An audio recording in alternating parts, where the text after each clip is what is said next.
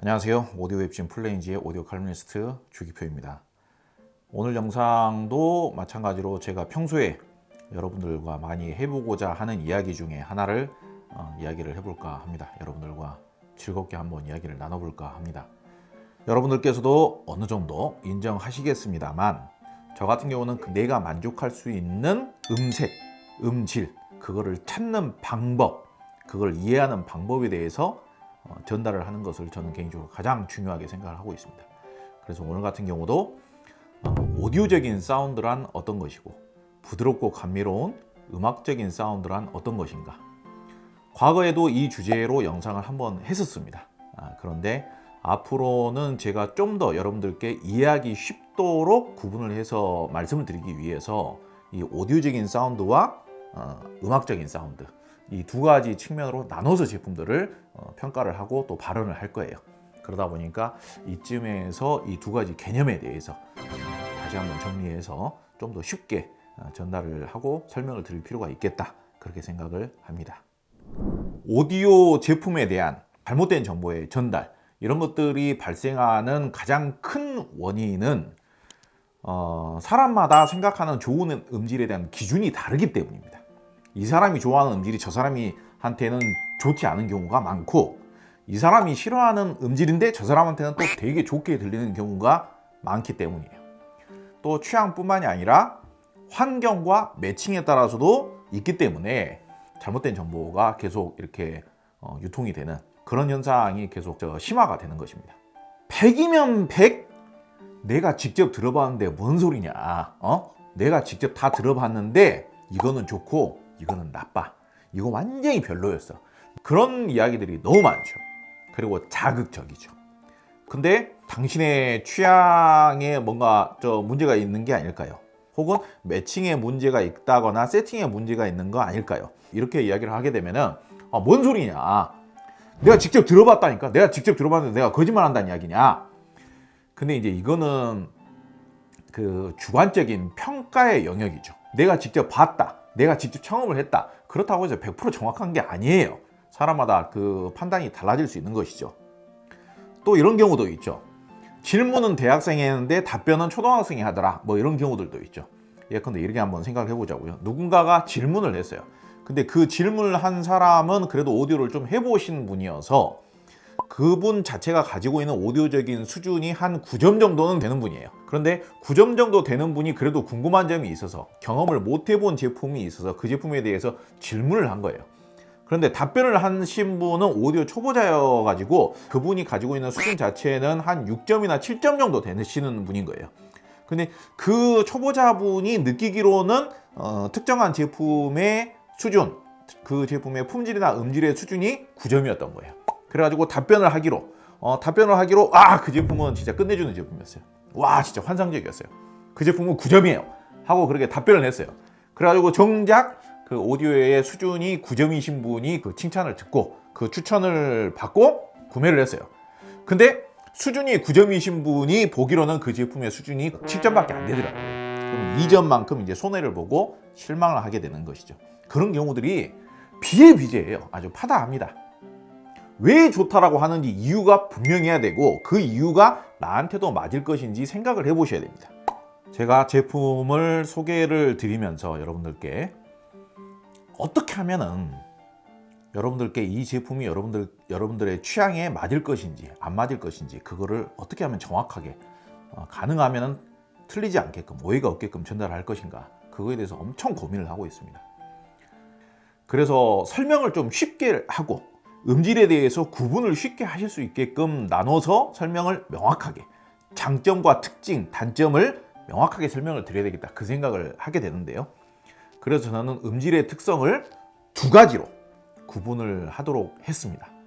음질에 이제 음색이라는 경향이 있는데, 오디오적인 음질 특성, 오디오적인 음색 특성이 있고, 부드럽고 감미로운 음악적인 감성이죠. 소위 말하자면 감성적인 음질 특성이 있다.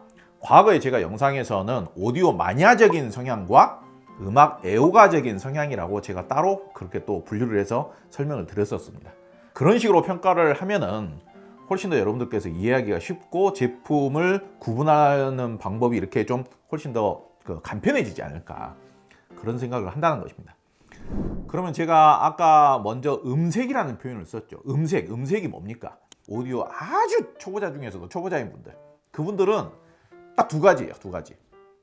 중고음이 더 선명하냐 덜 선명하냐, 그걸로 무조건 음질의 좋고 나쁨을 판단을 하고요. 저음도 더 왕성하게, 더 무겁게, 더 깊이감 있게 나오냐 덜 나오느냐, 그걸로 음질이 더 좋고 덜 좋고로 판단을 해요. 소리가 선명하다고 해서 무조건 해상력이 더 좋은 것은 아닙니다. 한쪽의 소리 성향을 강하게 더 피치감이 있게끔 더 짜릿하게 더 먼저 도달을 시키면은 그 대역이 더 선명하게 느껴지는 거예요. 반대로 표현하자면 다른 대역들은 나중에 희생이 되어 있는 것이죠. 물론 이제 선명한 사운드가 더 해상력이 더 좋을 가능성이 높기는 하지만은 무조건 특정 대역이 자극적이면서 짜릿하게 느껴진다라고 해서 해상력이 무조건 더 좋은 것은 아닙니다. 저음도 마찬가지예요. 저음의 양감이 과거에 내가 알고 있던 다른 오디오보다 양감이 더 많이 나온다라고 해서 무조건 그 음질의 품질이 무조건 더 좋다라고 말하기 어려운 겁니다. 초보자 단계가 그래요. 근데 초보자 단계에서 내가 좋은 음질을 좀 더 많이 누려보고 싶어 해가지고 이제 청음 능력도 향상을 시키고 음악도 좀 풍부하게 많이 들어보고 그러면은 이제 풍부한 음색의 표현력이라는 것을 이해하게 되는 것이죠. 소리의 선명도가 더 선명하냐 덜 선명하냐, 저음이 더 나오냐 덜 나오냐, 토글 스위치처럼 올렸다 내렸다 올렸다 내렸다 올렸다 내렸다 올렸다 내렸다, 좋아 나빠 좋아 나빠, 그 단계에서 벗어나서 내가 오디오를 좀 더 해보고 좀 더 좋은 제품을 사용을 해봤더니 음색이라는 걸 이해할 수 있게 되었어요. 오디오를 스피커를 저걸로 바꿔봤더니, 소스기를 저걸로 바꿔봤더니 중역대에서 섬세함이 느껴지더라. 중역대에 온기감이 있다라고 평론가들이 이야기하던데, 어떤 소리는 따스하다라고 하던데, 어떠한 소리는 영롱하다라고 하던데, 어떠한 소리는 촉촉하다라고 하던데, 그게 이제 느껴지더라. 그게 이제 음색의 표현력을 이해하게 되는 거예요. 그걸 이해하게 되었을 때 훨씬 더 내가 음악과 오디오를 즐기는 즐거움이 더 배가가 된다 이거예요. 오디오라는 게 제작을 한 사람, 튜닝을 한 사람이 어떠한 장르를 즐기기 위해서 이 오디오를 만들었는가, 그것도 영향이 상당히 큽니다. 어떤 오디오 제품은, 특히 예컨대 유럽의 오디오 제품 같은 경우에는 그쪽 사람들은 클래식을 아예 무시할 수는 없는 거예요. 클래식이라든지 재즈 보컬이라든지 이런 음악들을 아예 무시할 수는 없는 거예요. 그래서 기본적으로 클래식 음악이라든지 어쿠스틱한 악기의 음을 자연의 음처럼 재생을 해주는 그런 오디오들, 유럽에 이제 그런 오디오들이 많이 있는데요. 어떤 사람이 어떤 음악의 영향을 받아서 그 오디오를 제작을 했는가, 그거에 따라서도 상당히 영향을 많이 받을 수밖에 없습니다. 사용하시는 분들도 그런 용도와 그런 컨셉을 잘 이해를 하시고 사용하셔야겠죠. 음색의 차이점을 가지고 그래도 개인의 취향과 맞느냐 안 맞을 것이냐, 그건 어느 정도 청음을 해보지 않고서도 파악이 가능하거든요. 그거를 정보화 시킬 수가 있어요. 직접 청음해 보지 않고서도. 그래서 제가 생각하는 방식이 오디오적인 사운드와 부드럽고 감미로운 음악적인 사운드, 이 두 가지로 나눠서 제품을 판별을 해보자. 제품을 구분을 해보자. 그러면은 내가 추구하는 성향이 음악적인 성향이냐, 음악 애호가적인 성향이냐, 혹은 오디오 마니아적인 성향이면서 오디오적인 사운드를 더 좋아하느냐, 그거에 따라서 일단은 구분은 굉장히 쉽게 되는 것이죠. 물론 음질이라는 것을 무조건 어떻게 그렇게 두 가지로만 그렇게 판별을 하냐, 구분을 하냐, 말도 안 된다, 이렇게 말씀하시는 분이 계실 수 있습니다. 제가 누누이 말씀을 드립니다만은 초보자분들을 위해서 일단은 간단하게 구분을 하자면, 이해하기 쉽게끔 간단하게 구분하자면은 그렇다는 것입니다. 그렇다면은 그 두 가지 성향, 그 두 가지 음질 특성이 어떻게 다른 것인가, 어떻게 구분하는 것인가, 그거에 대해서도 이어서 설명을 드리도록 하겠습니다. 자, 그렇다면 일단 오디오적인 사운드가 어떤 것이냐, 그거부터 좀 이해를 하셔야겠죠. 제가 요약을 좀 해드리겠습니다. 오디오적인 사운드의 대표적인 특징들이 어떤 것들이 있는가? 오디오 마니아 분들 중에 해상력 따지지 않습니까? 해상력도 대표 특징이에요. 그 외에도 정교함, 디테일, 분해력, 짜릿함, 입체감, 선명도, 투명함, 이미징, 뚜렷함, 이런 요소들 전부 다 오디오적인 특징입니다. 음악적인 분위기 형성에 필요한 특성들이 또 따라 있거든요. 소리의 부드러움, 소리의 섬세함, 고음, 중음, 저역에 대한 대역 밸런스, 일단은 각 대역별로 갖춰져야 되는 소리의 밀도감이라든지 에너지라는 게 있겠죠. 그리고 각 대역별로 소리의 이음새가 얼마만큼 부드럽고 매끄러운가, 소리가 얼마만큼 감미로운가, 소리의 잔향미라든지 이런 것들이 뭐 아름답게 낭만적으로 표현이 되어주는가, 뭐 중저음은 얼마만큼 부실하지 않고 풍부하게 잘 표현을 해주는가, 그런 요소들이 음악적인 분위기를 형성할 수 있는 특징들이에요. 예컨대 우리가 올림픽에서 체조 선수를 한번 보세요. 체조 선수를 보면은 그 채점표에 이런 것들이 있죠. 회전은 연속해서 몇 바퀴를 했는가, 아니면 뭐 예를 들어 가지고 이렇게 돼 있는 상태에서 이렇게 근육을 이용해 가지고 몇 초를 버티는가, 그런 하나하나에 객관적으로 수치화를 시킬 수 있거나 아니면 확인이 가능한 뭐 해상력, 재생 가능한 주파수 대역, 뭐 아니면 뭐 스피드, 뭐 댐핑 팩터, 뭐 노이즈, 이런 것들이 오디오적인 특성이에요. 근데 바꿔서 또 생각을 해보세요. 그 체조 선수에게 춤을 추라고 했어요. 춤을 한 3분 동안 춰봐라, 아니면 1분 30초 동안 춰봐라. 보고 느껴지는 영감을 통해서 당신이 얼마만큼 춤을 잘 추는지 우리가 판단을 하겠다. 그러면 채점표대로 평가를 하나요? 채점표로 평가를 안 하죠. 거기에는 예술성이 포함이 되어야 되는 것이죠. 근데 예술성이라는 것은 객관화를 시킬 수가 없는 거 아닙니까? 음악성이라는 것도 마찬가지입니다. 예술성이라는 그 특징 자체가 객관화가 안 되듯이 음악적이다라는 것도 객관화를 시키기가 어려워요. 이 음악성이라는 게 좋게 느껴지기 위해서는 오디오로 음악을 재생을 했을 때 음악적인 분위기, 그리고 음악적인 무드, 뭐 똑같은 이야기죠. 이런 것들이 좋아야 음악성이 좋게 느껴지기도 하죠. 굉장히 설명하기가 쉽지 않은, 뭔가 객관화가 되지 않는 그런 특성들이죠. 또 한 가지 또 예를 들자면요. 예컨대 지금 10월이면은 저 억새꽃밭에 한번 가보고 싶어요. 억새꽃밭에 쫙 이렇게 늘어져 있는 억새꽃밭에 쫙 귀퉁이에 뭐 좀 오두막이 이렇게 하나 있는 그런 그 전경이다, 분위기다. 그러면 그거를 만약에 그 느낌을 오디오적으로 표현을 한다. 그러면은요, 그거를 1억만 화소 카메라로 딱 사진을 찍은 다음에 한 점의 뒤틀림이 없이, 한 점의 오차가 없이 디테일하게 도면처럼 그림을 다시 그려. 그러니까 객관적으로는 일체의 흠 잡을 게 없어요. 그런데 반대로 그거하고 똑같은 전경을 방고우가 그림을 그렸어요. 방고우가 그림을 그려놨는데 컴퓨터가 그걸 보고 컴퓨터가 쌍욕을 해버려요. 야, 나는 100% 정교하게 그림을 그렸는데 너는 그림에다 장난을 쳐놨어! 어떻게 저런 그림을 내 그림에 비교를 할 수가 있느냐?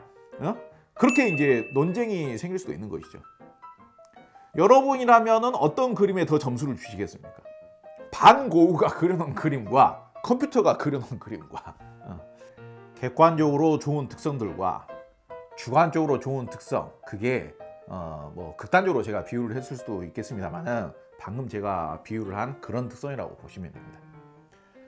그래서 오디오적으로 뛰어난 것이 절대로 나쁜 것은 아니에요. 내가 좋아할 만한 음질 특성이 어떤 것인지 그것을 이해하는 것이 가장 중요합니다. 이렇게 설명을 드리면은 당연히 제품을 선택을 함에 있어서 오디오적인 특성도 준수한 제품, 그리고 음악적인 특성까지도 좋은 제품을 선택을 하시려고 하시겠죠. 그런데 제가 아직까지 오디오 제품들을 여러 가지로 이렇게 분석을 해보고 검증을 해보고 테스트를 해보고 리뷰를 해보기로 오디오적인 특성이 너무 과하면은 음악적인 특성이 함께 제한이 되고요. 반대로 음악적인 특성을 우수하게 만들기 위해서는 오디오적인 특성은 또 약간 타협을 봐야 되는 그런 경향들이 분명히 있습니다. 물론 가격대가 전체 매칭 가격으로 억대가 넘어가고 그러면 어느 정도 극복이 가능해지긴 합니다만 우리가 지금 억대 오디오 이야기하고 있는 건 아니잖아요, 사실. 현실적인 선에서 우리가 이야기를 하자면은 제가 아직까지 테스트를 해본 그 수많은 제품들 중에서는요, 예를 들어서 한쪽 성향으로 9.5점 이상이 된다. 제 기준 내에서. 그래도 제가 제품의 사용 자체는 많이 해봤으니까 제 기준 내에서 9.5점이 넘어가는 제품이라면은 반대 특성이 7점 넘어가는 게 매우 힘들어져요. 그러니까 오디오적인 특성이 됐든지 음악성적인 특성이 됐든지 9점 이상이 되는 제품을 찾는 게 어렵지는 않아요. 그런 제품을 가격대가 200만 원대부터 그런 제품을 찾을 수가 있고 추천할 수도 있어요. 그런데 다만 가격이 저렴한 제품인 경우에는 한쪽 특성이 9점 이상이면은 반대되는 특성은 7점이 넘어가기가 어려워져 버리는 거예요. 그러면 진짜 좋은 제품을 찾으려면은 어떤 제품이어야 되냐? 한쪽 특성이 9점이 넘어가면서 반대 특성이 8점이 넘어가는 제품이 과연 있느냐? 그렇게 찾아봐야 돼요. 나는 오디오적인 특성보다는 음악성이 더 좋은 제품을 나는 더 선호한다. 그러면은 음악성이 9점이 넘어가는 제품 중에 오디오적인 특성이 8점이 넘어가는 제품이 어떤 제품이 있느냐? 그 제품 사면은 실패할 확률은 거의 없다라고 보시면 돼요. 근데 그런 제품이 뭐 1000만 원 미만에서는 찾기가 힘들다라는 거죠. 가격대가 500만 원이 넘어간다. 단품 가격으로 가격대가 500만 원이 넘어가면요, 제가 평가함에 있어서 한쪽 특성이 9점이 넘어가면서 다른 특성이 7점이 넘어가는 제품도 덜어는 있을 수 있어요. 제법 있을 수 있어요. 그런데 어떤 현상이 생기냐면요, 한쪽 특성이 9점이 넘어가더라도 반대 특성이, 예컨대 오디오적인 특성이 9.5점이라고 하더라도 반대 음악성이 7점이거나 7.5점이면은요, 그 사용자 입장에서, 그 유저 입장에서 음악성적인 특성도 나는 8.5점은 됐으면 좋겠는데 그 0.5점 혹은 1점 차이 때문에 다른 제품으로 또 바꿔야 되는 그런 상황들이 비일비재하게 생깁니다. 그래서 결국 우리 오디오 마니아, 오디오 소비자는요, 제 기준 내에서 설명을 드리자면은 오디오적인 특성이 9점 이상, 음악성적인 특성이 8점 이상, 그런 제품을 찾는 과정이다. 이 오디오 마니아 생활이라는 게. 음악 애호가 입장에서도 음악성 측면이 9점 이상, 그리고 오디오적인 특성이 8점 이상인 제품을 찾는 과정이다.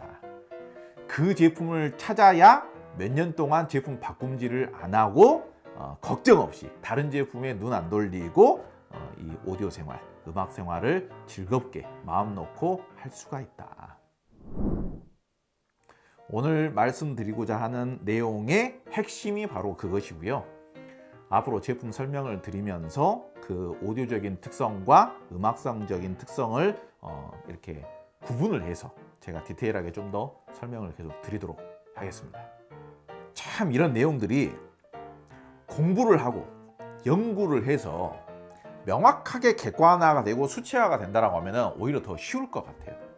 이런 이제 뭐 따로 분야가 있고 학문이 있고 학과가 있고 해가지고 이런 부분들을 이제 제가 이제 공부를 하면 되겠죠.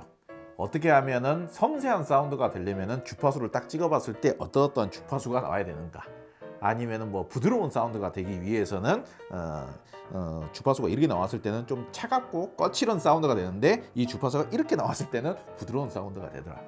그렇게 접근을 하면은 주파수 특성을 보고도 어느 정도 해석이 가능할 것 같기는 한데요.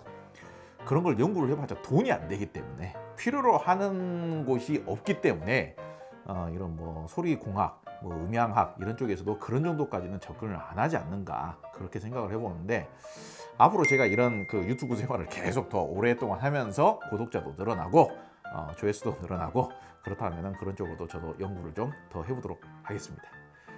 오늘 그래도 제가 여러분들께 굉장히 설명을 드리고자, 여러분들과 좀 소통을 해보고자 하는 내용에 대해서 이야기를 드려봤는데요. 앞으로도 이 내용을 계속 활용을 하면서 여러분들과 또 좋은 이야기 또 나누고 좋은 컨텐츠 주고받고 이렇게 공감을 나눴으면 하는 바람입니다.